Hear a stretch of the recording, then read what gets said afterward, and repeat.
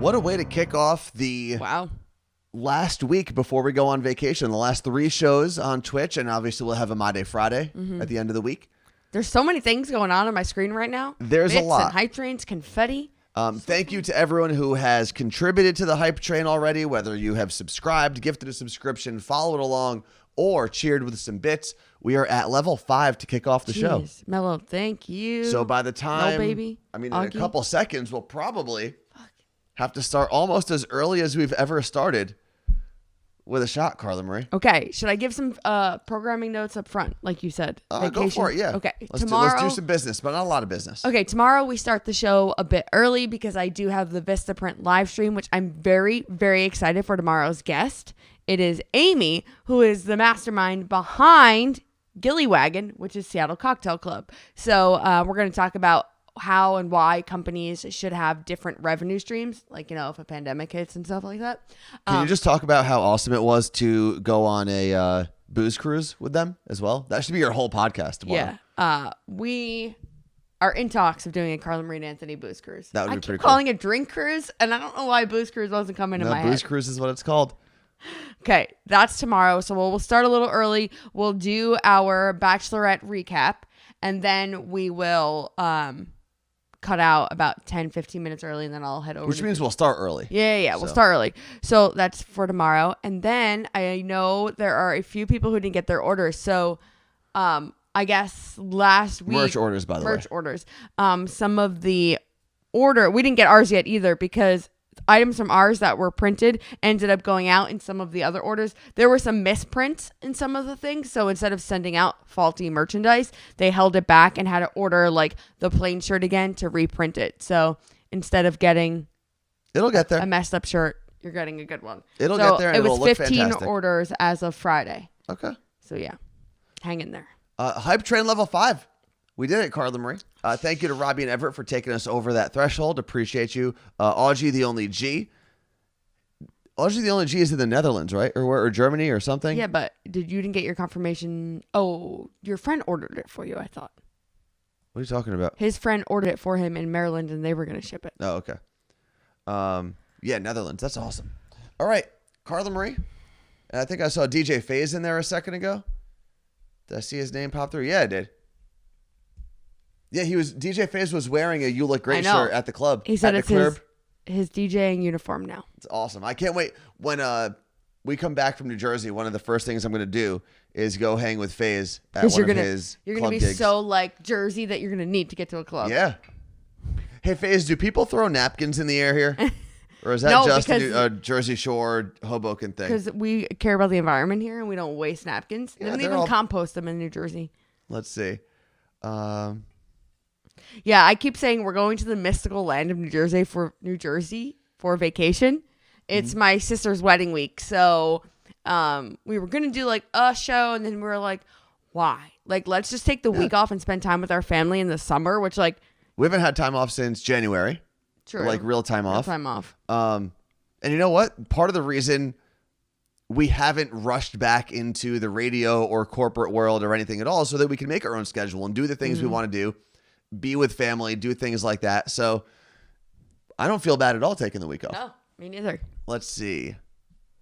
Martha said, wore my You Look Great shirt to a baseball game this weekend and got so many You Look Great comments. And that's been my favorite thing to see from people. Obviously, I love seeing everyone post about their shirts on social media.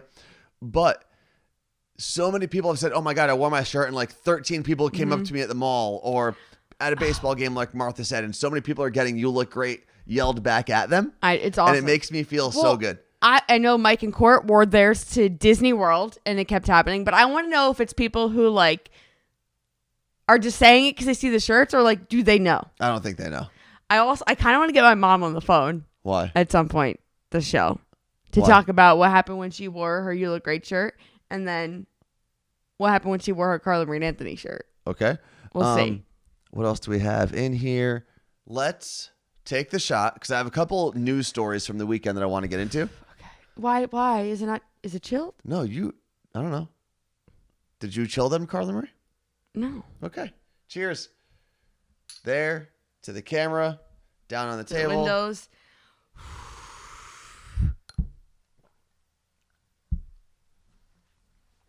What?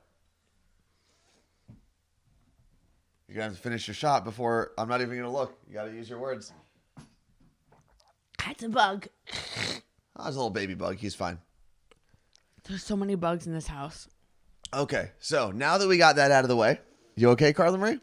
We didn't get it out of the way. I want to put up a picture on the screen because this story came through my news feed the other day. And all of it is ridiculous. So let me put this picture up. Obviously, it is a lady duct taped on a plane. Now, let me give you a little backstory here. So this flight was going from Dallas to Charlotte. Okay? Short flight. Dallas to Charlotte. And the woman apparently had some sort of breakdown, went crazy, was trying to get off the plane. Like, went to the door, started banging on the door, saying, I need to get off this plane. And then when the staff, when the flight attendants went over to her, she started biting and kicking and hitting them. That's when you take a tin or a tray, like in movies, and you bang them over the head to knock them out. And here's the craziest part. So clearly she's duct taped. They handled the situation as best they could. The woman who took that video, where I pulled that picture from, it was a TikTok video, was commenting apparently on how she was upset with how they treated this woman. And she thinks they went too far. Now, I want to ask the chat, and maybe there are flight attendants or pilots. The video or no? I don't have the full video. Oh, okay. But I feel like if you attack a flight attendant or try to get off of a plane midair, there is almost no way it can be taken too far in however you are handled later on. No. Like, if that woman died, I still would be like, and listen, you almost killed everyone in the airplane and everyone below them. And you're attacking people. The what made her... Let's see. McClung said, I missed it. What did she do that made them tie her up? She attacked them. She tried opening the door to get off the plane while the plane was in the air. And I understand she may have had a full mental breakdown. I don't know what her mental state was before the flight. Sometimes you just lose it. Yeah. And I get that. It's going to really suck when I have my breakdown and it's on an airplane. And you know what? You're going to have to get tied down to a seat. And I don't want to sound like I have zero compassion towards people with mental breakdowns. Yeah. But unfortunately, when you put a bunch of other people at risk and they have to contain you in some sort of way, that's what's going to happen. You're going to get hogtied to a chair. So Neon Climber, I agree with you until you find out why they put the duct tape on her mouth. So they said, I think they went too far. The duct tape on the mouth was too much. Holding her to the seat is okay. She was biting everyone. Yeah. And she was screaming at people the whole time as well. And I think was she spitting or that was a different thing? I don't know if she was spitting. So. But, and again, it looks, especially because she is subdued in that picture, and it looks like she's an older woman, but I feel like at some point that staff has to go, I don't know what you're doing. I'm just going to judge you by your current actions. And that's what they had to do. Yeah, Carrie's right. They should be better prepared, but like. Well, no, I mean, the only other difference would have been like the zip tie, the hand zip ties, right? But they can't have I don't think they can have handcuffs on the airplane. Can a random person have official grade handcuffs? Like a flight attendant? I think so. I'm pretty sure. I don't think there's... I don't know. They don't have things that can be used as weapons generally on board or for those reasons. Like zip ties, I wouldn't know where to find them on board. They know. Not every flight has a flight marshal anymore. Actually, most flights don't have The other thing to think of is think about how many people are nervous in the air already. Mm-hmm. And this woman trying to, whatever she's doing, attack flight attendants, scream at people, open the door. Yeah. She's going to trigger so many more people to get into a crazed state that I think that's the only thing you can do. No, Elizabeth, I wasn't saying handcuffs are deadly weapons. Those were two thoughts. And Loslo said, this is why I think airlines need to consider either training and giving flight attendants the authority and protocols to address this. Yeah, I agree. Or each flight needs to have some form of law enforcement. I feel like they should all take martial arts classes. Yeah. And just a bunch of people who can snap your arm with their pinky. Just no one would ever mess with flight attendants if they just knew in the back of their mind they all knew martial arts. Okay. I have a question though to everyone who's saying they went too far Yeah. What if she opened the door? Because that what wasn't. What if they didn't do that and she opened the door? Is it the duct tape on the mouth that makes people think they went too far? I don't know. Because the other option is zip ties. And I've seen people like literally hog tied in the back of an airplane. Not in person, in videos. The doors can open. Let's see. Yeah, and she was biting people. I don't know. And listen, I hope no one gets into that situation ever again. I don't like seeing people hogtied to a chair with duct tape on their mouth, looking like they were a random victim in Taken. But I think sometimes when you're putting a bunch of people at risk, that's just what's going to happen. Her hands were probably zip tied behind her, and if she was still flailing around, the duct tape could have been to protect her. Yeah. Honestly. It looks like they duct tape her chin in the No, photo. No, that's just the shadow, I think. It's just over her mouth.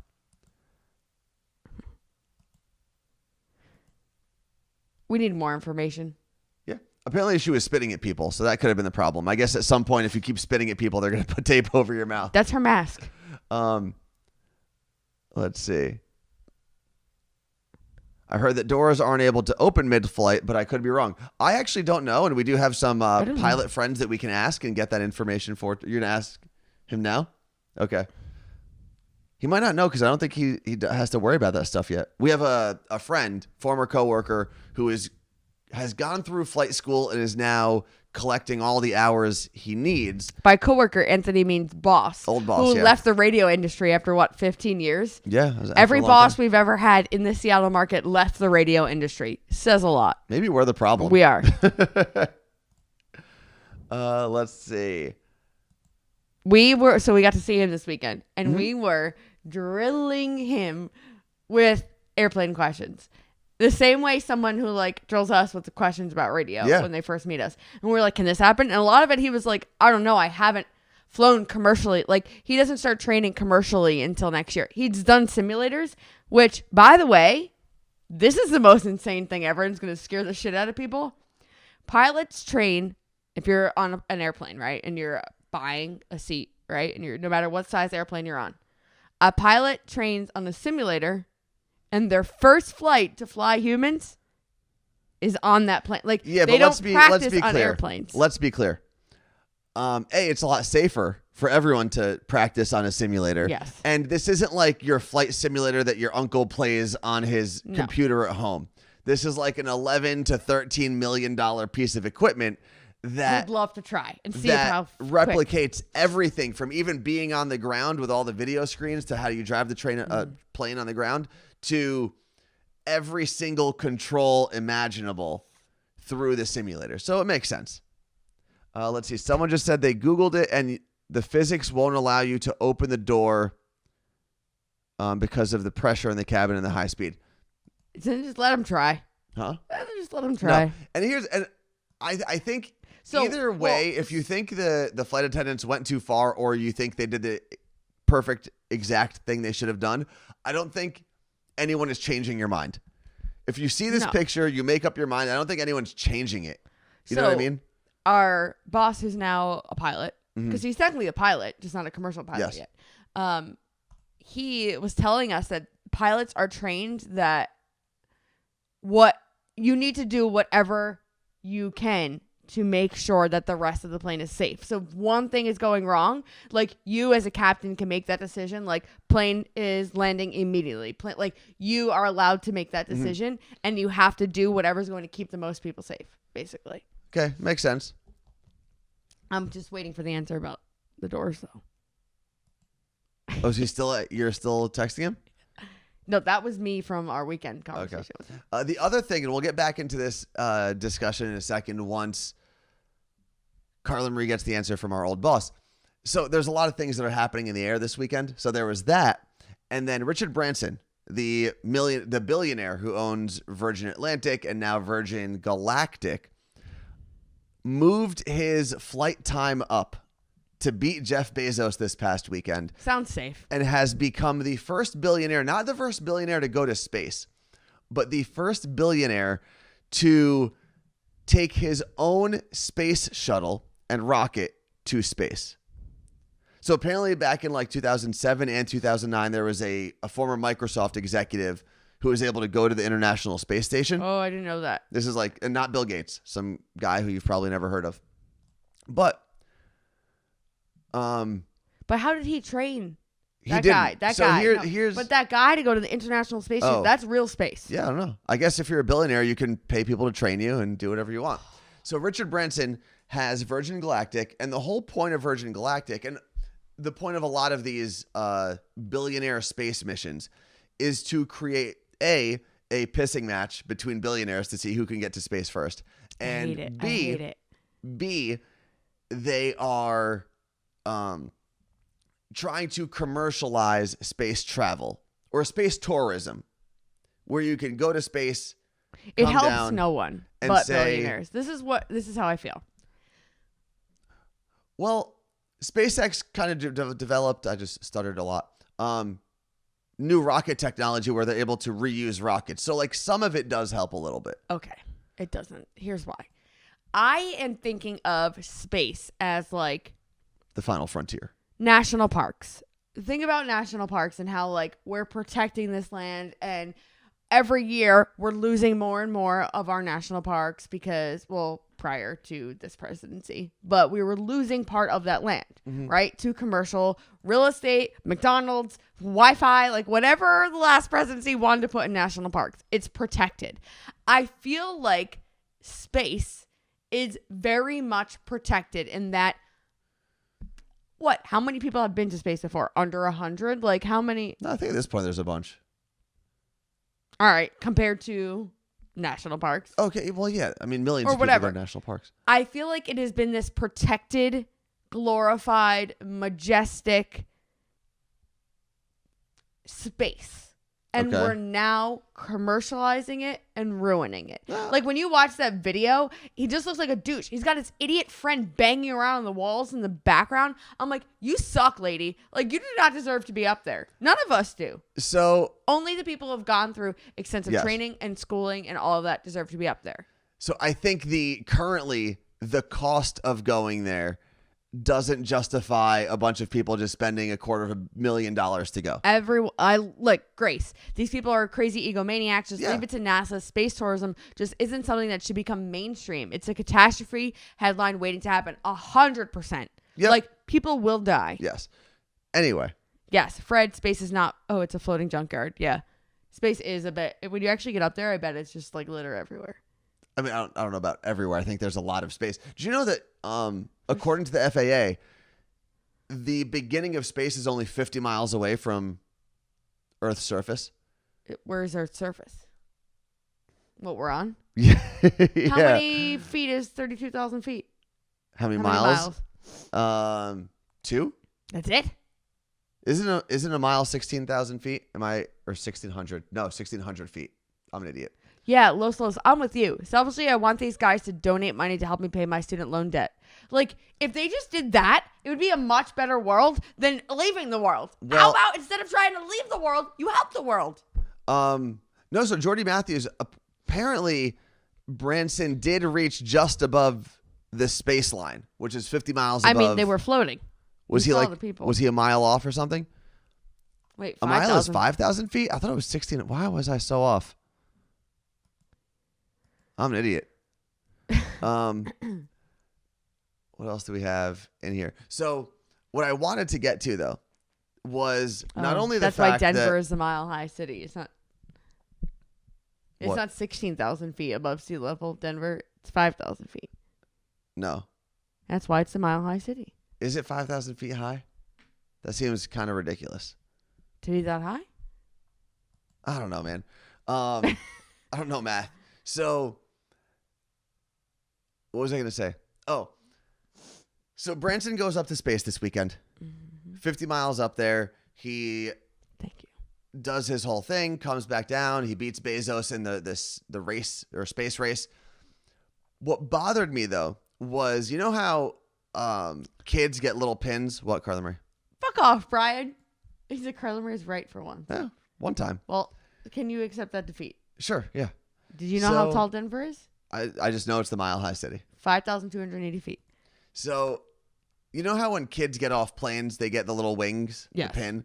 So I guess everyone that went up with Branson got a special pin that's supposed to, and I guess the idea is once this becomes commercialized, everyone who goes to space will get one of these pins, and that'll be like you tell people you went to space. You're going to wear it every day? Right now, people are reserving their spots for $250,000 to be on the first couple. $250,000, $250,000. I feel like a lot of people have that kind of money. Like old people who are like, fuck my family, I'm not leaving them anything. I don't think a lot of people have that money. But here was the problem that I found in all of it. The thing that bothered me the most. And there was a lot of things in this article that bothered me. Okay.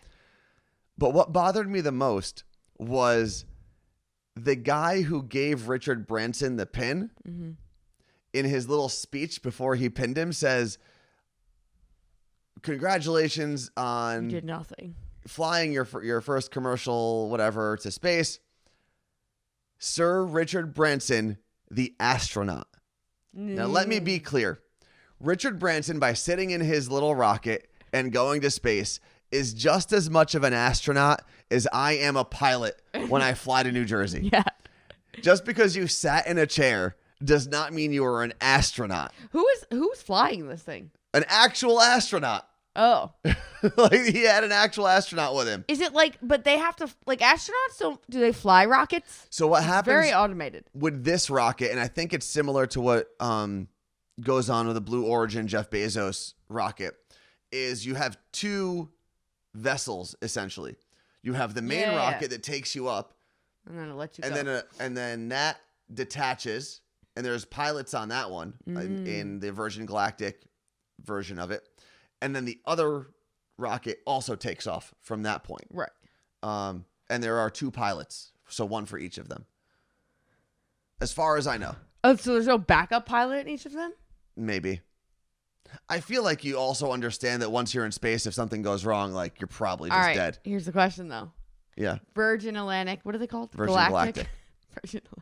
Virgin Galactic comes to us and was like, hey, guys, we want you to do a stream from... Yeah, I'd go in a second.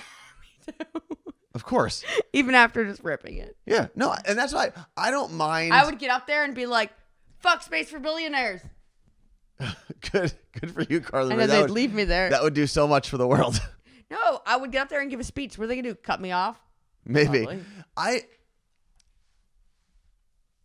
I'm annoyed a little bit, I guess, at the space race, not because I don't think people should be going to space, but because it's not for the betterment of society. It's literally for billionaires to show that they're billionaires. Trying to say, like, it's not. You didn't say that at all. When I literally said you could spend your money on Earth rather than in space and help Earth. I still think people should be figuring out better ways to explore space and more commercially viable ways, because at some point we're going to have to leave Earth. At some point, we are going to damage Earth so much. It won't be our generation or the next generation. We're all just going to be dead when that happens. But at some point, humans are going to have to leave Earth. I don't know where the hell they're going to go. I don't know if it's going to be like WALL-E, where we just live on gigantic cruise ships in would panic. In space. I want to die before that happens.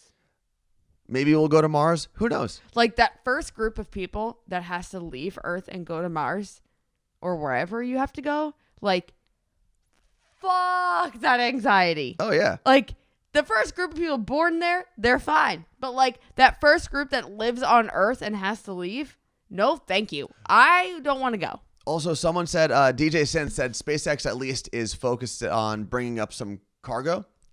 But Virgin Galactic, I think, also had some sort of scientist who was doing some sort of research with plants, and they had like tubes that had plants on the plane, and they wanted to see how they'd react in space. I'm just saying that I think most of these flights are doing some sort of scientific research. They should have simultaneously, and I think they should have to.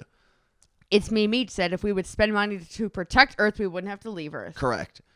Unfortunately, I think we're at a point now, if we've seen what's happened so far and haven't made any changes, I don't think it's going to happen. Like, now that I don't think it should happen. Maybe if we didn't put pipes under the ocean wouldn't be on fire. That was the craziest thing ever. I don't know. Imagine being the firefighter that has to take your little ship out to the ocean and use a squirt gun on a whirlpool of fire. The other thing, the last news story that I want to get into from this past weekend was Conor McGregor. So you actually watched all of the UFC fights with me, Carla Marie. Can we play that video? No, I don't want to see that video ever again. I'd rather watch, what's his name?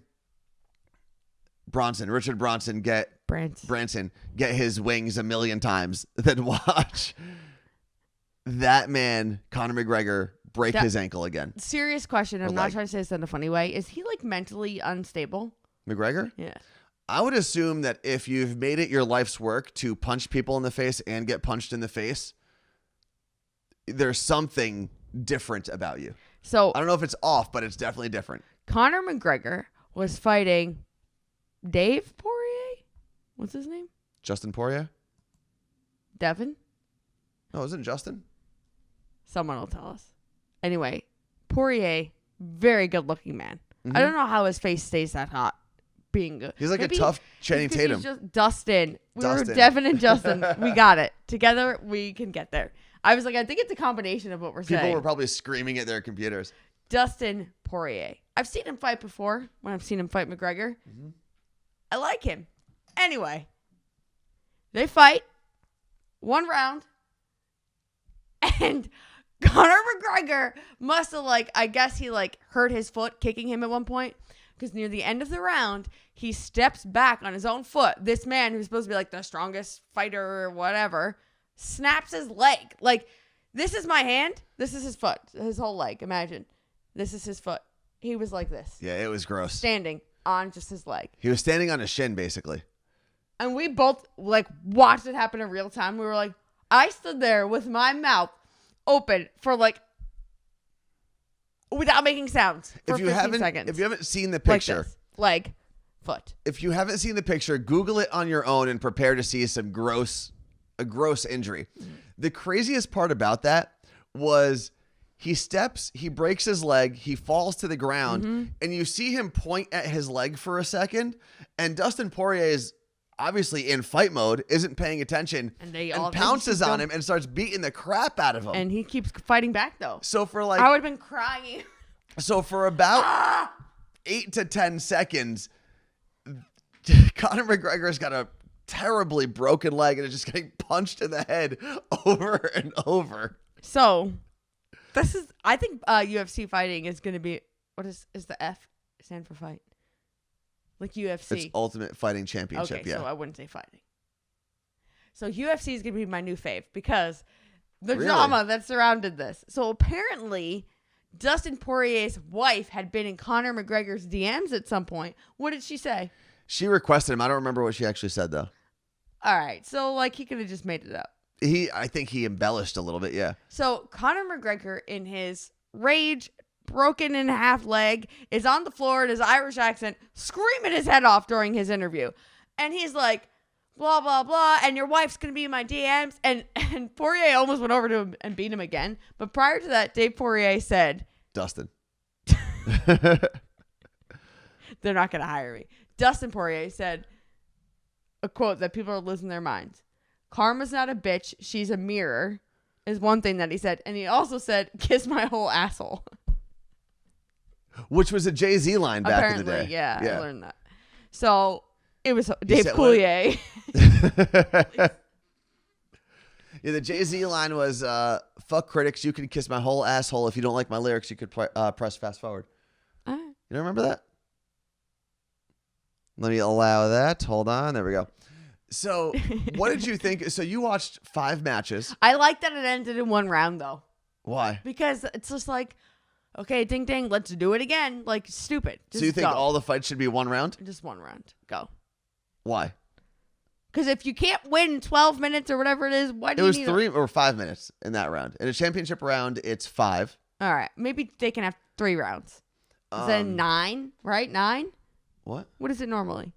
How many rounds? It's in a non-championship. This is what they did yesterday. It's 3 rounds of 3 minutes.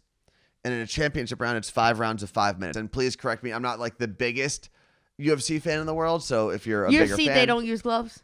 Huh? They have smaller gloves. They're not full boxing gloves. Yeah, I like that. Boxing gloves. No, if we're fighting, we're fighting.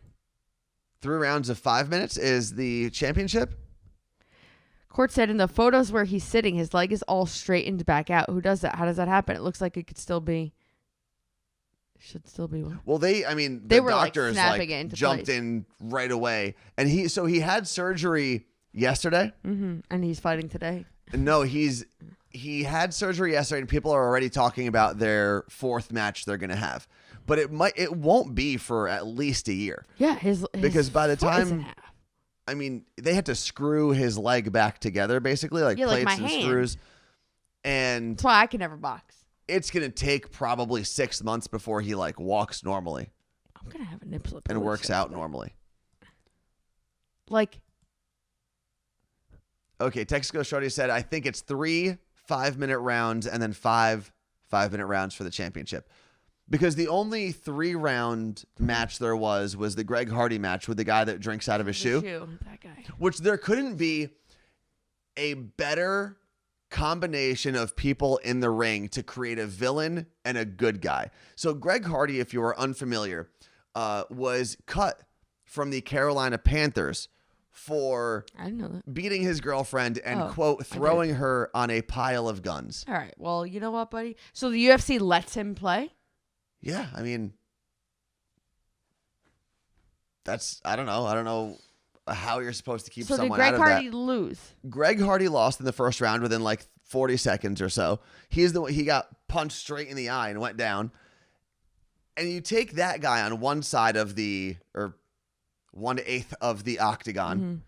and on the other, across the ring, is an Australian man who doesn't even look like he should be a professional athlete, drinking beer out of strangers' shoes. Yeah. Like the juxtaposition of good and evil in that match was one of my favorite things in the world. And how quickly it ended with Greg Hardy just getting punched directly in the face and going down. Yeah. And yes, I would not be drinking out of strangers' shoes. I don't know his name. He's from Australia or Southwest. I don't know.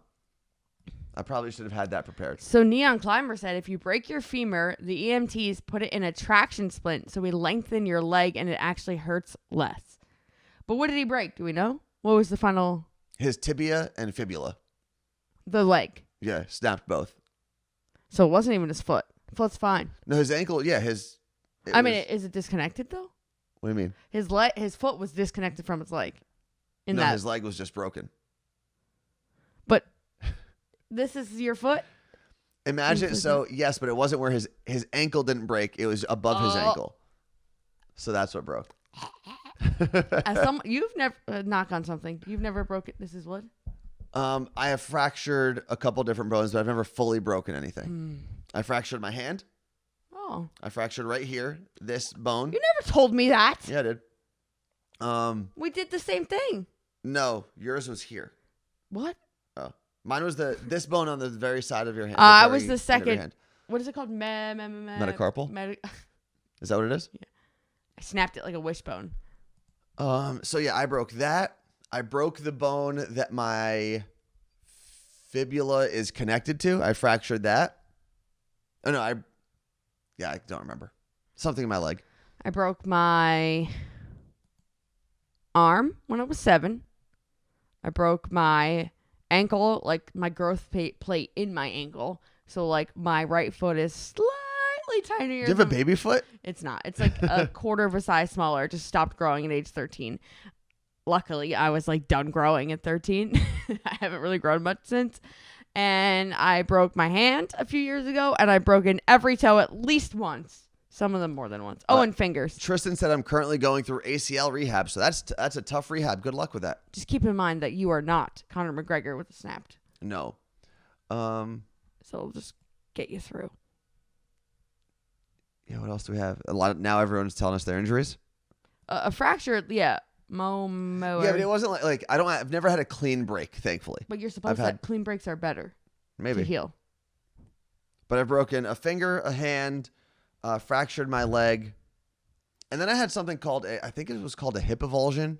I could be messing up the name, but in high school when I was running track, it apparently happens to teenagers who are developing a lot of muscle quickly. And no, it was from running. It's not like I was jacked. My hip, like the muscles that kind of go along your hip, were developing faster than my hip bones. And they basically started pulling away from my bone. So I had a crack in my hip. Something like that. So I had to do a full bone. I got to see my whole skeleton in a full bone scan. And what was it? Just separate? There was just a little line, like a little squiggly. And your hips don't hurt anymore? No, they're fine. Why do my hips hurt all the time? I don't know, Carla Marie. What else do we have here in the chat? Just want to make sure we're not missing anything I good. think about like how much I've hurt myself over time. I just keep thinking like, what's next? I mean, something's going to break. But you're also clumsy. Like you are, and you're not only clumsy, but you also... I walk into walls all the time. But you don't pay attention to your surroundings, which is why I think you get hurt all the time. Like you are someone who puts yourself in awkward, dangerous positions. Explain this scratch on your arm. They can't see it. It looks like a shark bite. It does look a little bit like a shark bite. Well, yesterday I was trying to train the kittens, which we have a kitten announcement, trying to train the kittens to sit on my shoulder like Max does. And everyone did well except for Erica, who decided she was going to slide down my arm. And claws went in and slid down my arm, and it sounded like she was ripping a shirt. And just ripped my arm. So that'll be great at my sister's wedding, walking down the aisle. This is where I have very little sympathy I don't feel sad for your injuries. I don't want your sympathy. Because especially with Erica, she's a little bit crazy as a kitten. Mm-hmm. And she scratches at things and attacks things because she's got a million, pounds of energy built into that half-pound body of hers. And you still decided to put her on your shoulder and think you could do tricks with her. Yeah. She's 3 pounds. And yeah. Max would sit on me right now. Max is sleeping. Very sleepy. No one can even see Max because Caroline is blocking her. So there's Caroline. And then there's Max behind her. My girl. This is my bud. No, it was not a power washing industry. No. Injury, not industry. Seattle Cocktail Club had a power washer, and we borrowed it, and my roof is so clean. I'm so happy. Yeah, it took a little while to get that thing going because we couldn't figure it out. But in the middle of it, Anthony goes, I just realized we probably shouldn't have done this in the middle of a drought. And I said, we're in a drought? Well, Washington State, Western Washington definitely is not in a drought. We're getting there, though. But the rest of the world is. Now we are. Like, there's actually, right now, Lake Mead. This is going to be nerdy, but also, terrifying at the same time. So, Lake Mead is where the Colorado River meets the Hoover Dam. Okay? That gigantic reservoir is the largest reservoir in America, and it feeds water basically to New Mexico, Arizona, and a lot of California. Okay. Mm-hmm. It is currently so low that starting January, they might have to limit the amount of water they give to the state of Arizona. Literally be like, hey, whole state of Arizona. Arizona needs the water. You're not going to get as much water as you've been getting for the past couple of years. It is at its lowest point in its history. I'm not even We're surprised. kind of screwed. It doesn't even surprise me anymore. So my roof is clean. So, but at least Carla Marie's roof is clean. Well, how do I give water back? You don't. And plus, the water you're using did not come from Lake Mead. Okay. Totally different water sources. Generally speaking, it takes a lot for Western Washington to be in a full drought. Yeah, because we practice all winter. Well, no, we're circled by mountains that have snow melt, and there's water everywhere. Why is this cat doing this? Why is what cat? She put her face in my arm, it was like she does when we're driving. Are you embarrassed by the camera? She doesn't like the lights. Line. She doesn't like the lights, probably. Since when? There we go. So kitten update. We do need some rain here in Washington. Kitten update. Go for it. So Ricky and Jake got an application, and someone wants to adopt them, but it will be a foster to adopt, which means this Friday, likely, I will bring Ricky and Jake to their new family and I won't see them ever again unless these people let me come to their home.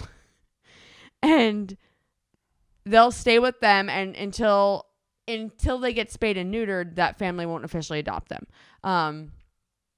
But that's exciting news because they get to stay together. And plus, that family, from what Motley Zoo has told Carla Marie, had a cat with some medical issues, and they spent all the money to like protect the cat, make sure it had a healthy and happy life.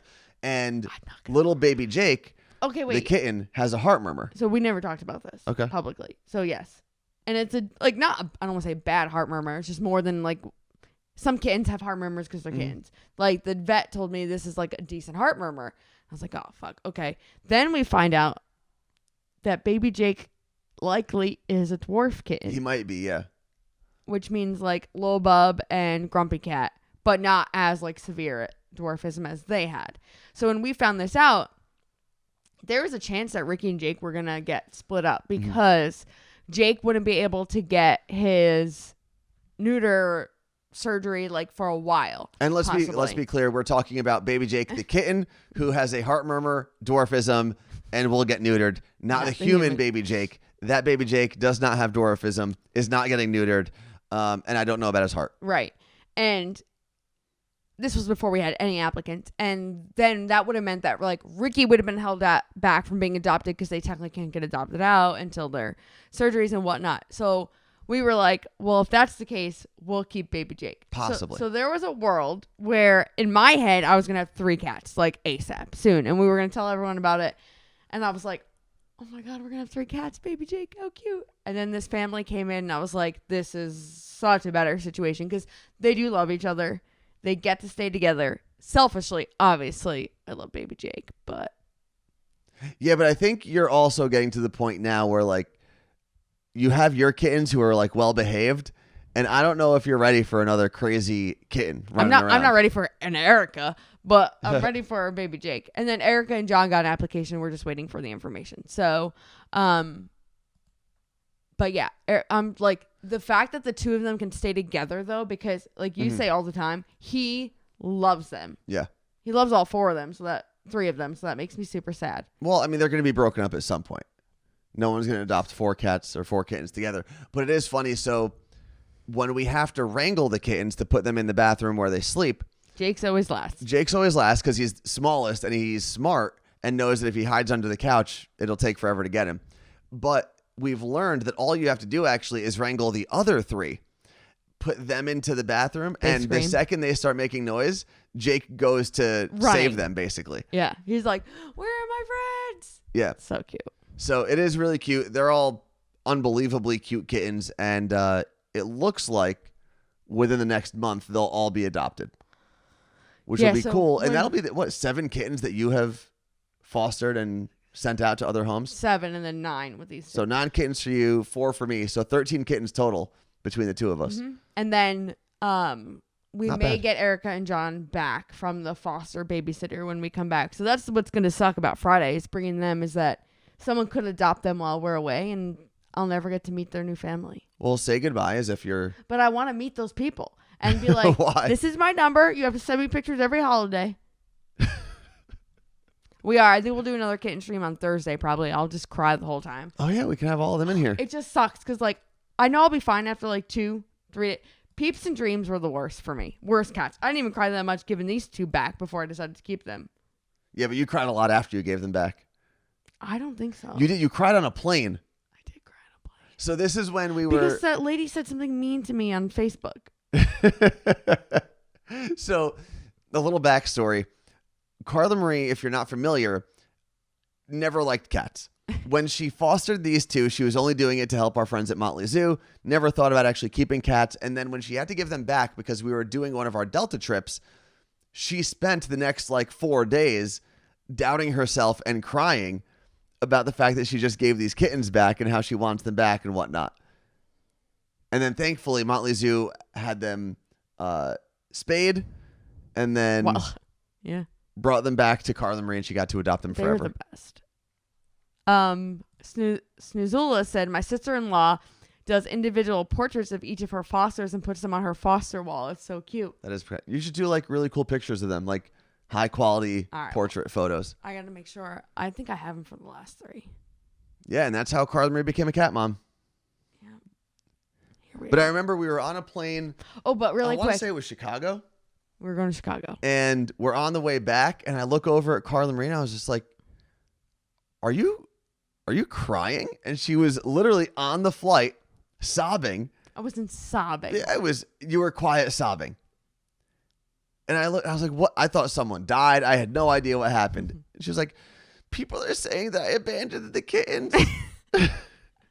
They were saying that I abandoned them.